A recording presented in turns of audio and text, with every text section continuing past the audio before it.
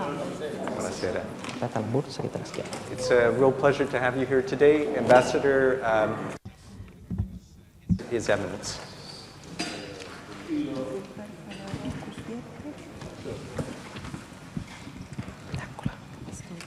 Ladies and gentlemen, my name is Dennis Sabo. I'm the Canadian Ambassador to the Holy See, and it's my pleasure and honor to introduce to you the next speaker, His Eminence Cardinal Antonio Mario Vegliò.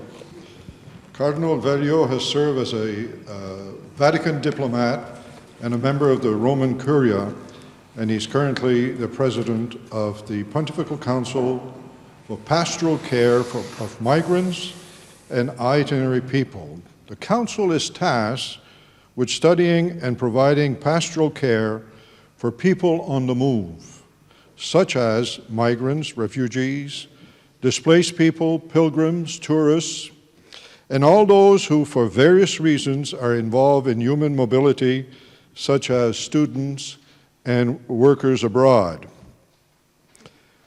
Cardinal Vegliò has served as a diplomat in various postings, among them Papua New Guinea, Senegal, Mali, and Lebanon.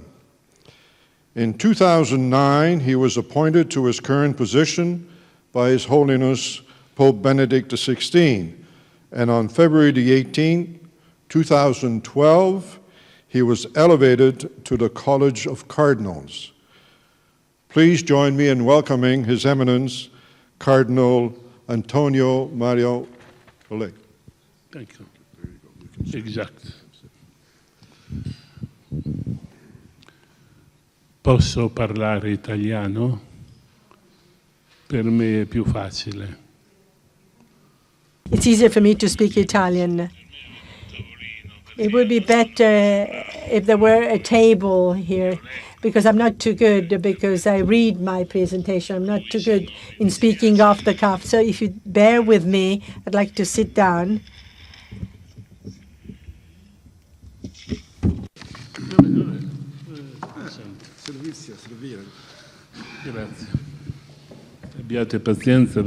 Just bear with me for a minute. I'm the last speaker, if I'm correct, so you must be tired at this stage, but it won't last very long. I just got 3 pages with the font 16. No, perché parlare alla fine non è facile, Not easy to be the last speaker at the session.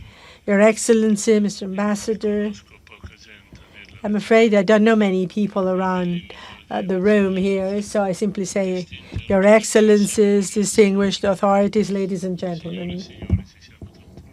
And that covers everybody.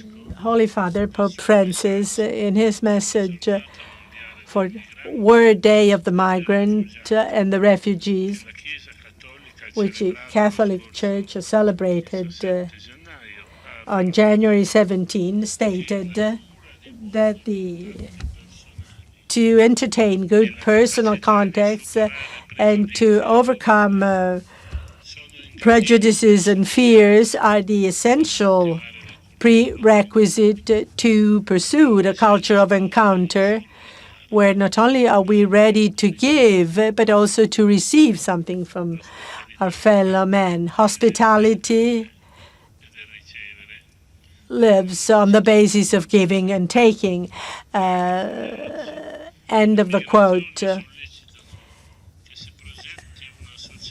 Immigration requires a society where you have a better opportunity of showing your belonging and your participation, and to do away with areas of marginalization and exclusion. And this is a clear sort of object and objective of the international community, and it's also a challenge for the well-being of the whole of the humankind. In IA, to build up an integrated society which rests on 2 pillars. First of all, the establishment of new solidarity networks against poverty and social exclusion, and In addition to that, promoting the encounter between cultures, a dialogue between cultures, which would encourage the exchange and the mutual enrichment. The word integration has a relative value and could best be clarified in terms of insertion, participation, inclusion, and it could also be meant to indicate communion. And I think it's crucial to highlight the two extremes that we should try and avoid. On the one hand, the assimilation, on the other hand, that of exclusion, which marginalizes human beings from the society consisting of the majority, just creating ghettos which promote deterioration of society and crime.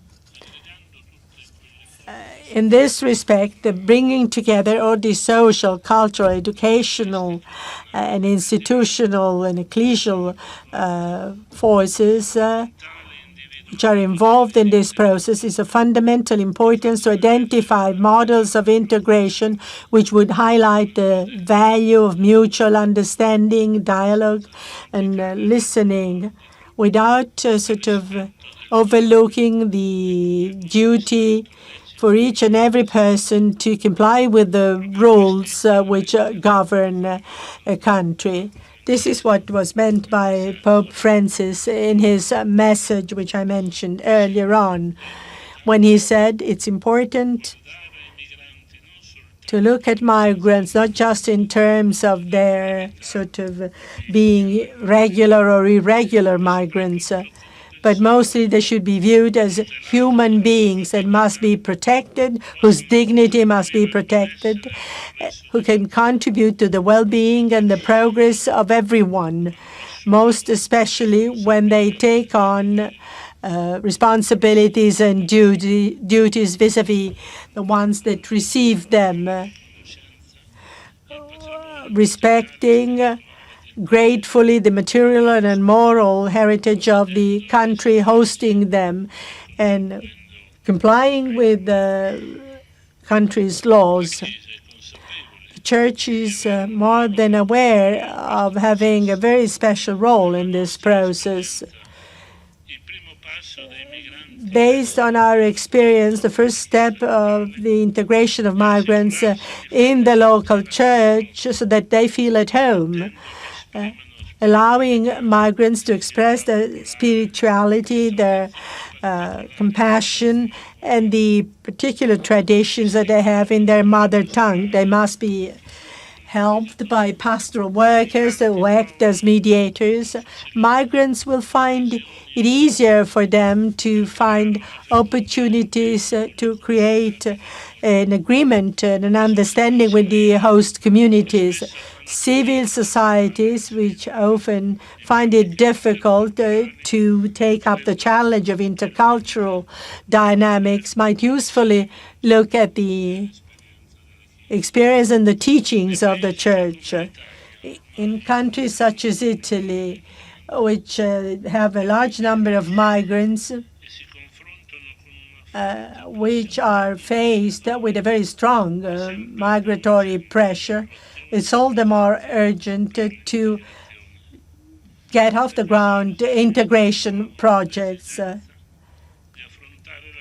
There is a need, first of all, to take up the challenge in terms of educating the young people, educating the youth. This is even more important in the framework of the second generation of migrants. This is going to be the test for the mature conscience, and it is in the front of immigration that we will sort of will be able to achieve a civilization which is richer in values, where the combination of cultures is a choice, a civilized choice. Educational institutions, therefore, today are in the forefront in providing training and education to persons that can appreciate and value diversity, to fully perform its mission, the school must seek a solution to the most urgent human problem. So it's very important that we invest in the seeking suitable teaching on topics such as democracy, human rights, peace, the environment, the protection of the environment, international cooperation and understanding and collaboration, the fight against poverty, interreligious dialogue, and all questions which are related to sustainable development. At the end of the day, this is a commitment which demands for a higher measure of collaboration, and the diplomatic representations can provide a major contribution in terms of mediation, dialogue, and discreet presence.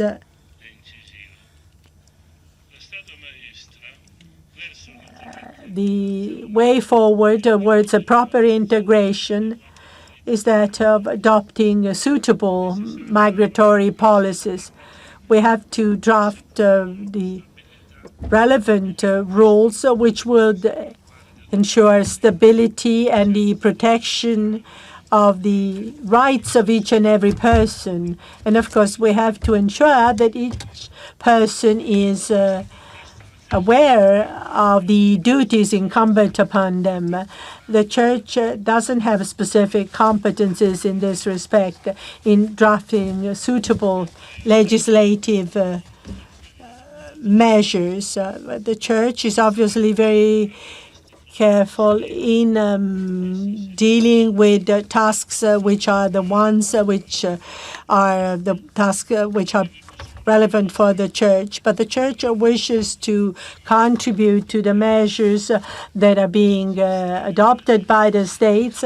These measures must be inspired by the fundamental rights and the great tradition of the Catholic civilization, which is embodied by the Church. It's a Christian laity, the groups and the associations and the different organizations of ecclesial inspiration, and whenever possible, also the diplomatic representatives must give a greater sort of concrete value to such guidelines based on their experience and competence, urging specific operational decisions to be made.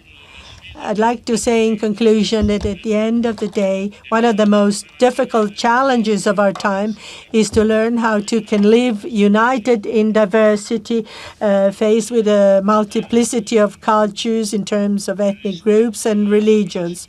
The respect and the recognition of the different cultural identities should not be viewed as hurdles, but should be viewed as a prerequisite for the creation of a united humanity, which is united in its plurality. Thank you for your attention.